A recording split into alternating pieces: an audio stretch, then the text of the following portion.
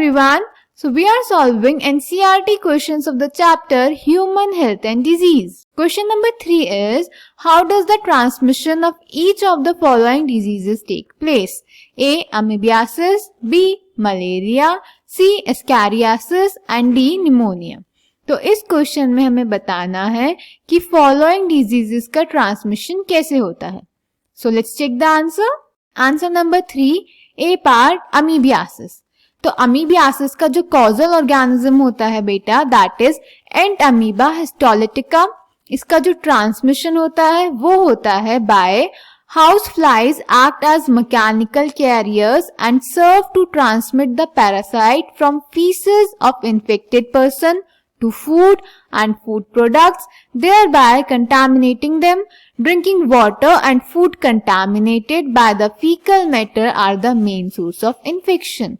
तो इसमें क्या होता है, हाउस फ्लाइज जो कंटामिनेटेड फीकल मैटर है ऑलरेडी इन्फेक्टेड पर्सन का, उससे फ्रेश फूड और फूड प्रोडक्ट्स को कंटामिनेट कर देती है और उस कंटामिनेटेड फूड को कंज्यूम करने की वजह से ये इन्फेक्शन होता है.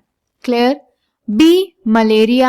Malaria का causal organism is Plasmodium and transmission is by Plasmodium enters the human body as sporozoites, infectious form, through the bite of infected female Anopheles mosquito. तो मलेरिया किस वजह से इन्फेक्ट होता है, ट्रांसमिट होता है फीमेल एनोफिलिस मॉस्किटो के काटने से. ठीक है. C. Ascariasis. Causal organism is Ascaris and transmission. A healthy person acquires this infection through contaminated water, vegetable, fruit, etc. with parasites eggs. तो क्या होता है, जो हेल्दी पर्सन होता है उसमें ये डिजीज कैसे ट्रांसमिट होती है, अगर वो कंटामिनेटेड वाटर, वेजिटेबल और फ्रूट्स कंज्यूम कर देता है जो कि कंटामिनेटेड है पैरासाइट के एग से. Clear? D. Pneumonia. Causal organism is streptococcus निमोनियाe.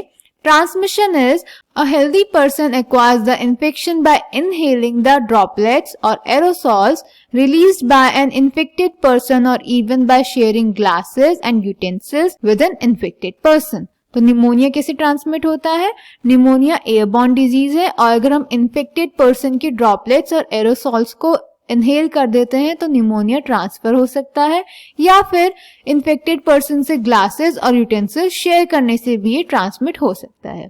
So I hope answer number 3 is clear to you. Thank you.